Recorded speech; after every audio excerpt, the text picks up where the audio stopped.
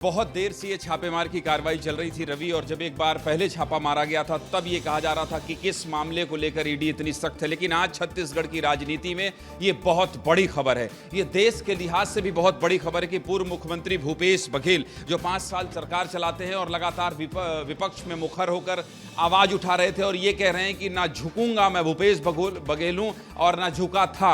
लेकिन शराब घोटाले का जो जिन है, शराब घोटाले की जो आंच है वो अब भूपेश बघेल के घर तक पहुंच गई है। और अब इस बात को पुख्ता तौर पर यह कहा जा सकता है विजय भाटिया की गिरफ्तारी। विजय भाटिया और भूपेश बघेल के बारे में सब जानते हैं कि विजय भाटिया जब प्रदेश में मुख्यमंत्री भूपेश बघेल तो विजय भाटिया उनके करीबी थे। कवासी लखमा का जेल में होना, विजय भाटिया की गिरफ्तारी और फिर उसके बाद चेतन बघेल का हिरासत में ईडी का ले जाना, मतलब ये बहुत बड़ी खबर है। इसका सीधा सीधा मतलब है कि जो अनवर ढेबर और ये सिंडिकेट जो शराब का पूरा चल रहा था, अनवर ढेबर किस तरह से 5 साल 2 दुकानें चल रही थी। कहा यह जा रहा था कि छत्तीसगढ़ में 2 दुकानें चल रही थी, एक सरकारी और एक अनवर ढेबर की दुकान। और आरोप यह है कि ये जो सिंडिकेट पूरा चल रहा था, जिसमें कवासी लखमा को 2 करोड़ रुपए मिल रहा था, अनवर ढेबर इस पूरे सिंडिकेट को चला रहे थे, इसका पैसा चेतन बघेल तक पहुंचा है। और ये बहुत बड़ी खबर है आज।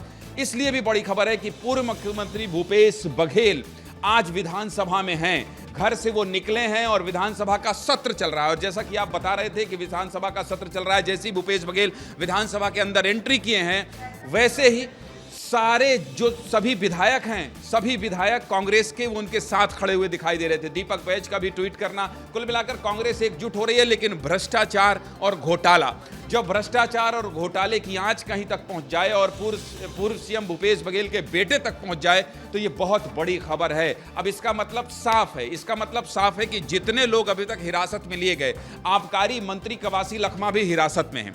होलोग्राम वाला भ्रष्टाचार हम लोगों ने दिखाया है, विस्तार न्यूज ने इसको दिखाया है, सब दिखाया। तो कुल मिलाकर छत्तीसगढ़ की राजनीति में आज ये बहुत बड़ी हलचल है। विधानसभा में मेरे 2 सहयोगी मृगेंद्र पांडे, रोहित मिश्रा लगातार लगे हुए हैं। भिलाई से दिलीप शर्मा एक तस्वीर दिखा रहे हैं। ईडी रायपुर में जहां चेतन बघेल को अभी लेकर आ रही है वहां खोमन साहू मौजूद है।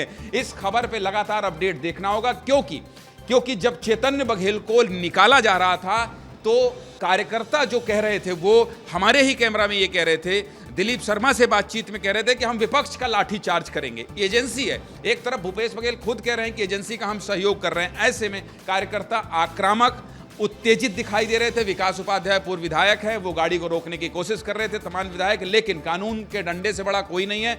फिलहाल चेतन बघेल को ईडी की टीम वहां से लेकर रवाना हो गई है। मुझे जहां तक अनुमान है, मेरा जो अनुमान है वो चेतन बघेल को लेकर ईडी दफ्तर रायपुर में आएंगे। और अगर रायपुर से खोमन का आपको लाइव मिल रहा है तो खोमन का लाइव लीजिए।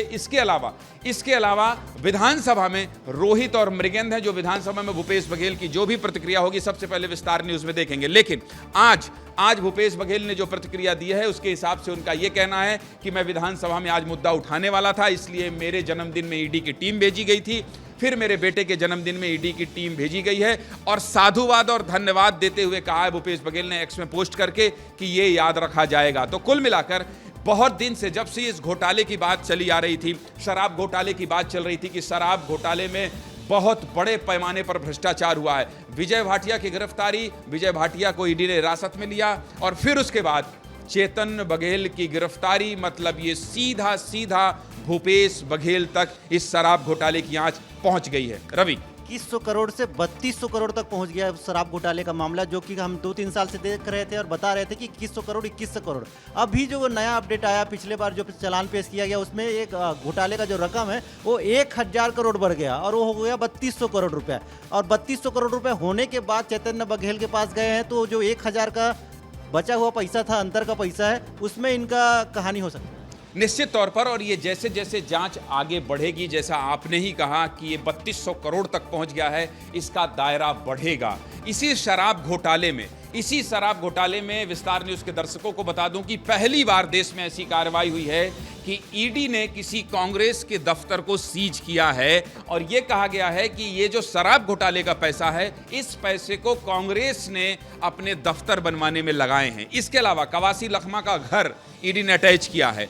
तो कुल मिलाकर अब धीरे धीरे जो है वो शराब घोटाले की परतें खुलती जा रही हैं और ईडी जब कोई साक्ष्य जुटा ली होगी, उसको लगा होगा कि नहीं, ये अनवर ढेबर का जो सिंडिकेट है इसका पूरा पैसा भूपेश बघेल के